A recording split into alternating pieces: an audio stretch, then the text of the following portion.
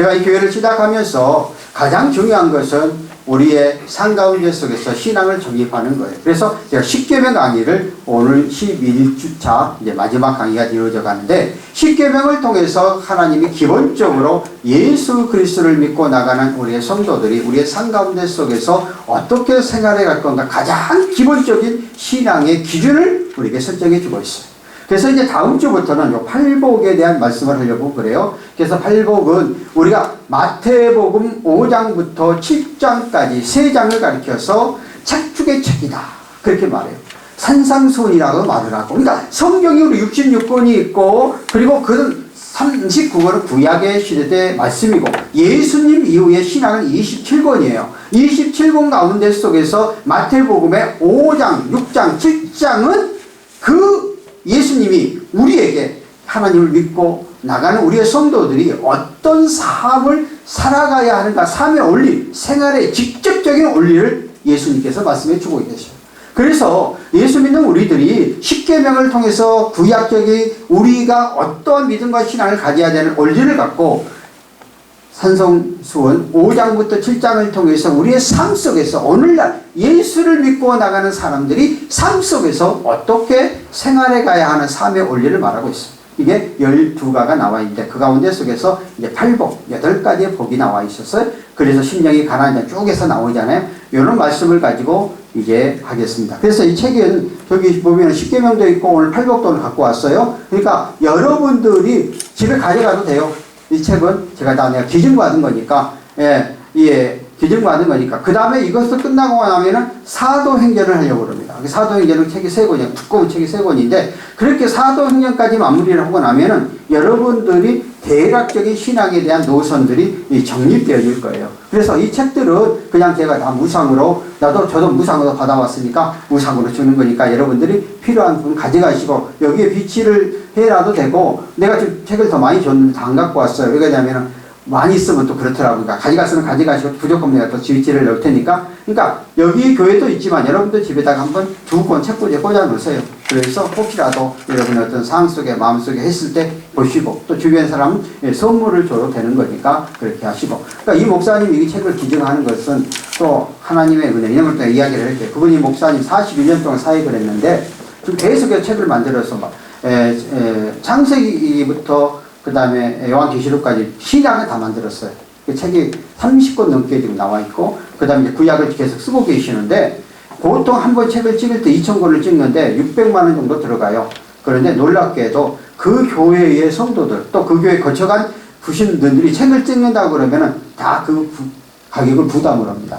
그래서 무료로 배포되는 거예요. 그래서 무료도 2,000부에 한해서는 그냥 무료로 그 책을 배부하고 있어요. 그래서 제가 말씀드렸더니 그냥 책은 저한테 무조건 공급해 주겠다고 말씀을 하니까 여러분들이 이렇게 필요 적절하게 좀 활용을 했으면 좋겠다. 내가 이 책을 쭉 읽어보면서 쭉 보니까, 내가 이 설교는 하면서 다 하진 않지만 낭이 많으니까 굉장히 영적인 그런 말씀이 깊게 들어있는 그런 책 내용이 들어있더라고요. 그래서 내가 이걸 테스트로 해가지고 이렇게 하고 있습니다. 그래서 우리들이 이 양 예수 그리스도를 믿고 나갈 때 삶 가운데 속에서 신앙 가운데 잘 정립해 나가는 우리들이 되었으면 좋겠습니다. 자, 오늘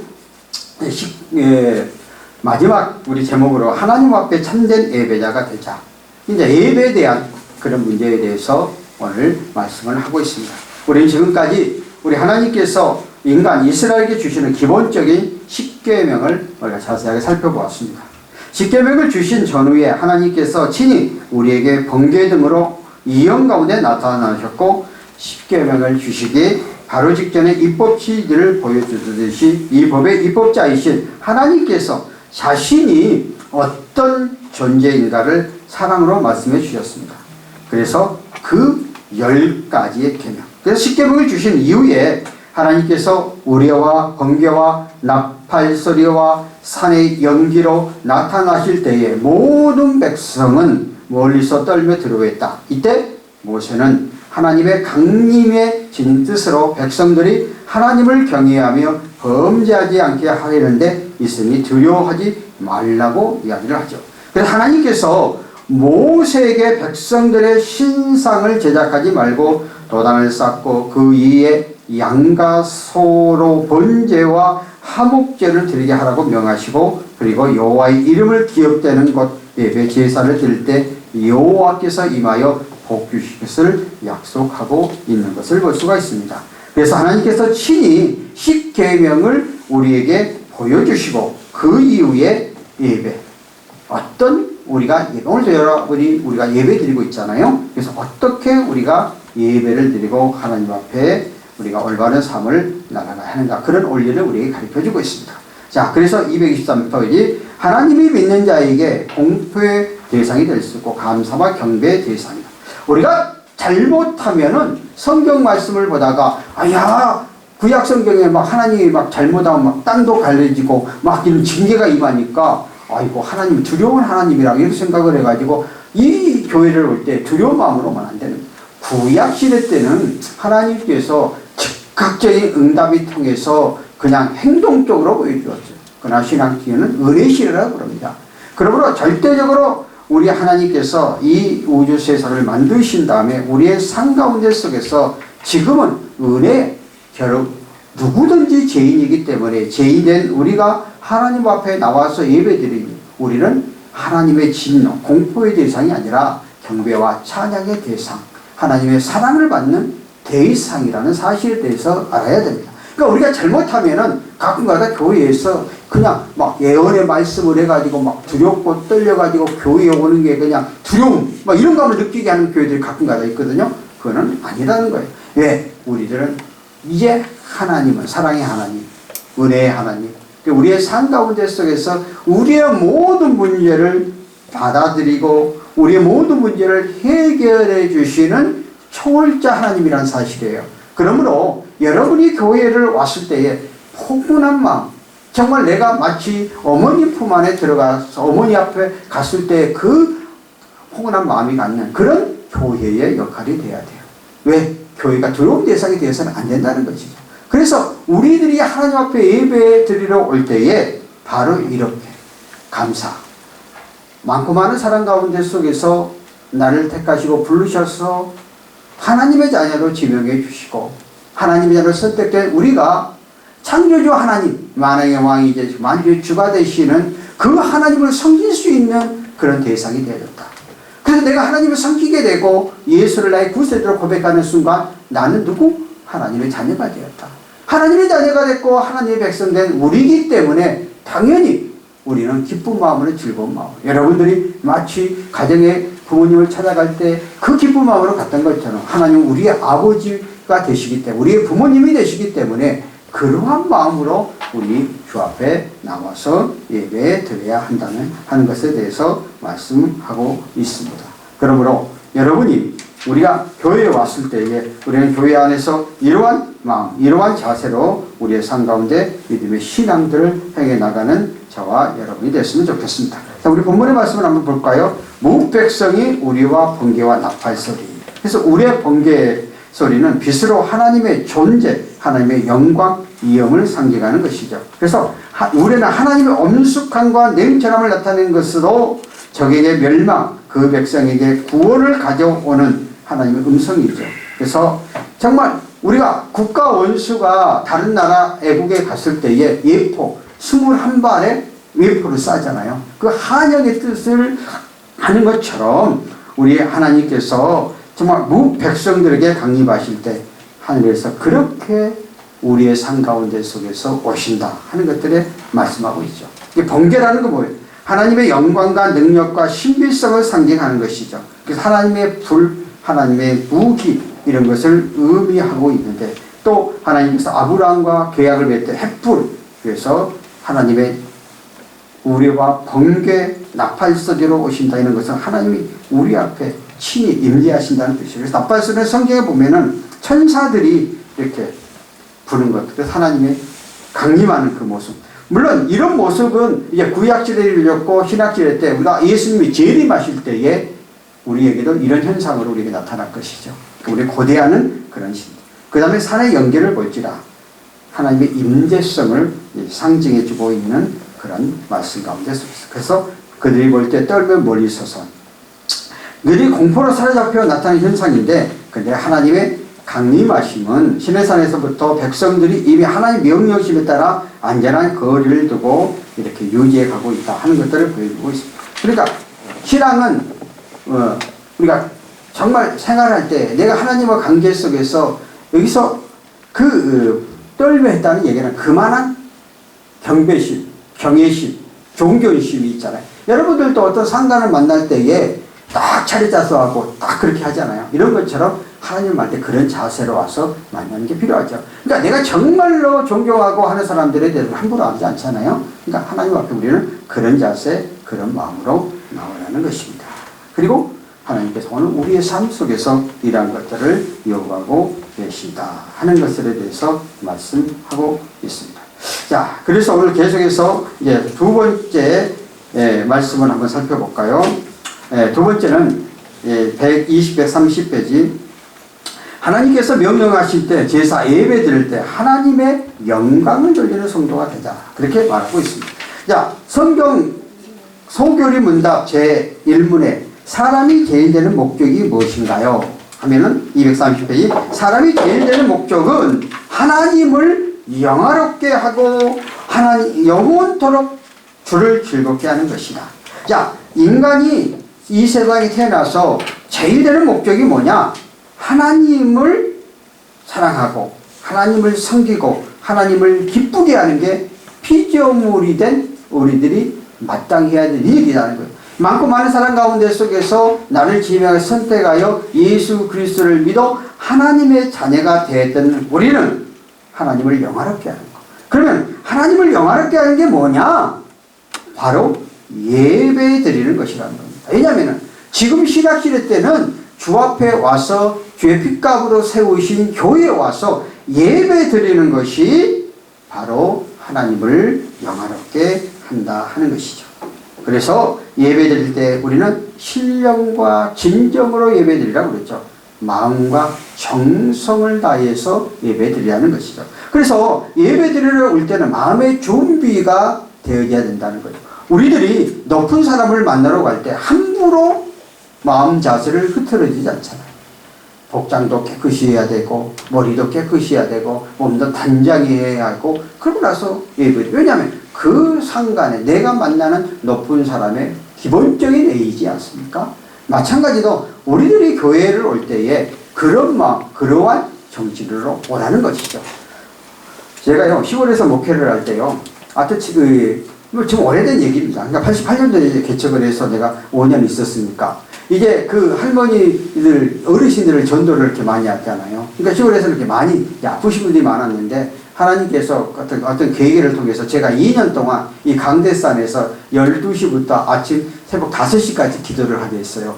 그럼 뭐 우리가 하고 싶어서 한 게 아니고 그때 우리 큰 아들이 돌 막 지나 데리고 갔는데 그냥 막 경기를 한처럼 이렇게 뒤로 넘어간다고 그러잖아요. 그래서 우리가 이제 이렇게 이제 교회를 지어갖고 처음에 이렇게 사택을 이렇게 막아가지고 저기서 우리가 살았어요. 나중에 이제 1년 후에 사택을 지었지만은. 그러니까 데리고 와서 의자도 없어요. 그냥 맹바닥이었거든, 그때 당시는. 맹바닥에 가서 거기 앉고 기도를 하면은, 얘가 그냥 멀쩡해요. 근데 우리가 둘이 졸고 앉아있잖아. 또 넘어가는 거예요. 이 반복을 제가 2년을 했어요, 2년을. 그러니까, 나도 모르는 사이에 이제 기도의 사람이 된 거예요. 처음부터 기도 잘하는 게 아니라. 그렇게 하다 보니 기도의 사람이 된 거예요. 그러니까 능력이 나타나더라고요, 능력이. 그래가지고 나가서 기도를 해주면 아프다고 하면 기도를 해주면 낫는 거예요. 다리도 또 노인 양반인데 다리도 아프고 허리도 아프잖아요. 근데 나는 몰라요. 그냥 해주면 본인이 나았다는 거야. 그리고 교회에서 말씀을 듣고 또 본인이 병을 나았다는 거야. 그러다 보니까 이제 그 노인 어르신들이 교회를 많이 오게 됐어요.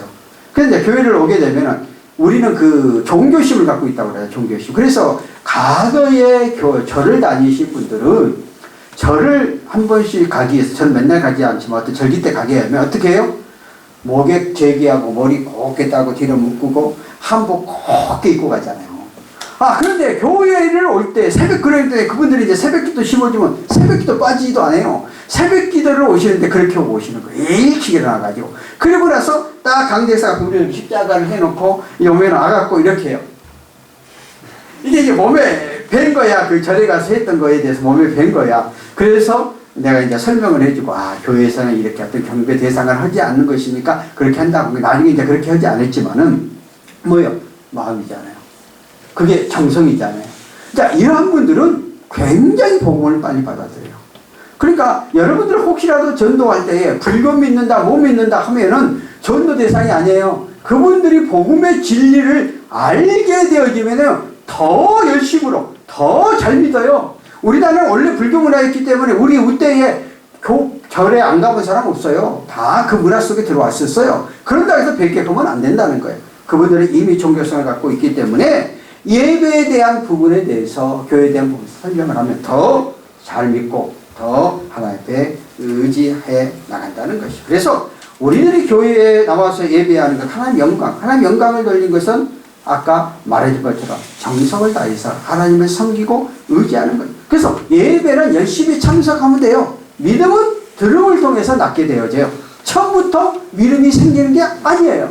그러나 내가 하나님의 말씀을 계속해서 듣다 보면 나도 모르는 사이에 성령께서 나로 하여금 믿음을 생기게 되고, 또 여러분들이 성경책을 읽다 보면 어느 날 나도 모르는 사이에 성경 한 구절이 내 심령과 내 마음을 완전히 깨뜨는 경우도 있고요. 또 제가 이렇게 설교 말씀을 하지만 이 말씀 저는 여기 있는 여러분들이 다 의뢰받는 건 아니에요.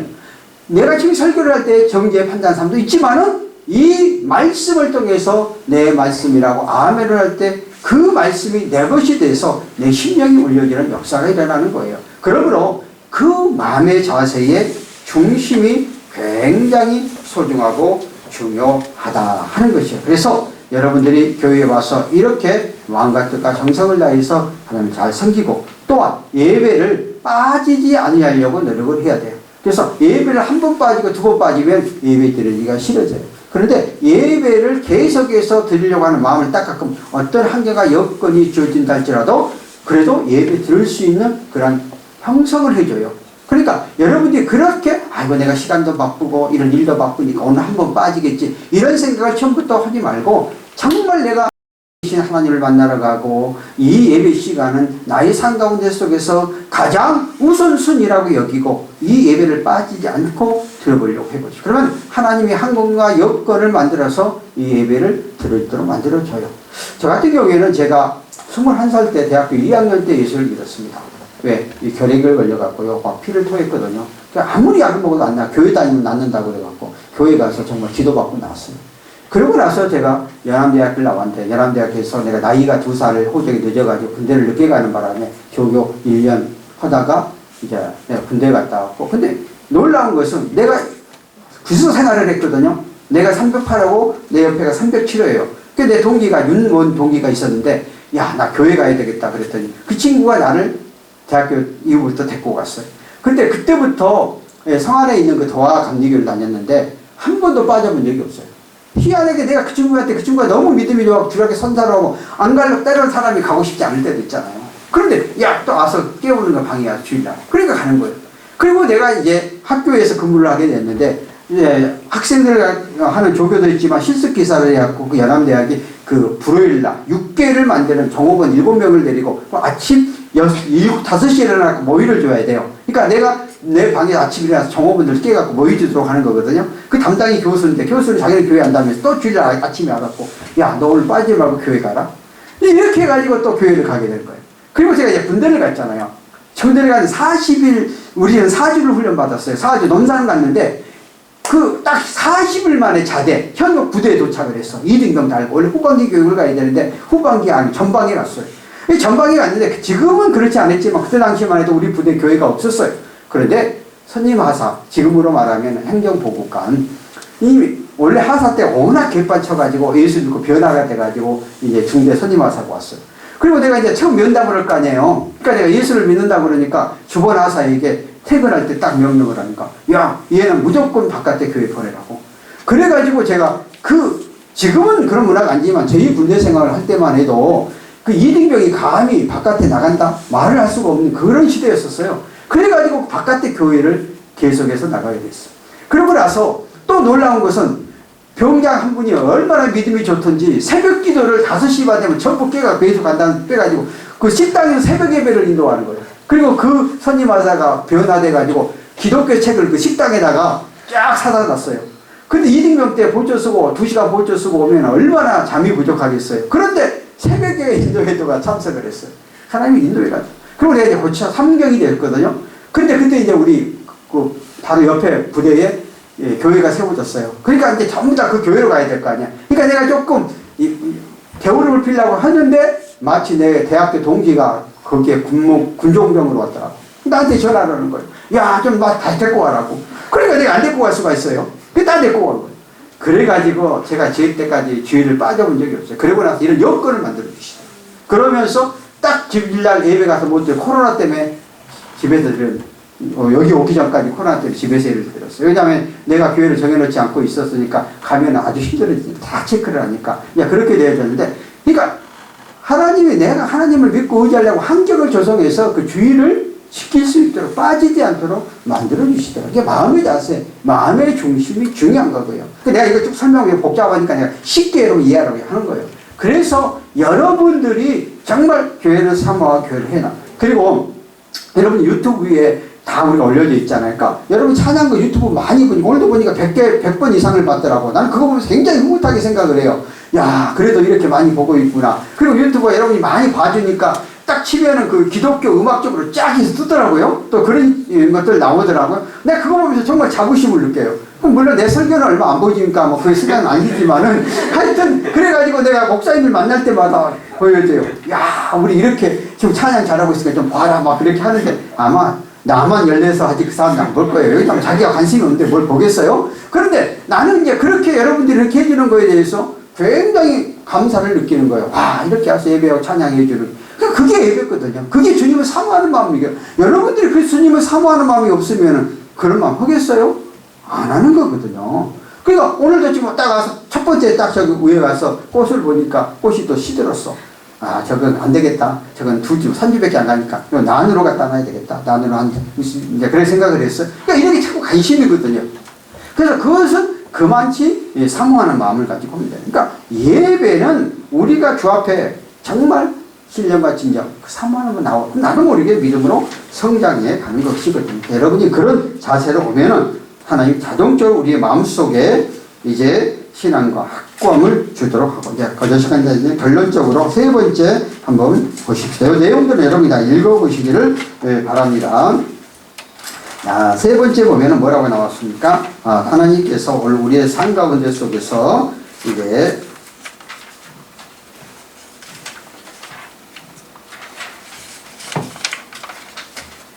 이거 나중에 뭐 찾다 보니까 이게 좀 넘어가 버렸네. 어디가? 세 번째가 몇 페이지 있어요? 없어? 네, 그냥 마무리합시다. 하여튼 그래서 여러분이 이런 마음 자세를 가지고 우리 앞에 나와서 하나님께 예배해요. 예배가 중요한 거거든. 그러니까 기독교의 가장 기본적인 것은 예배예요. 예배.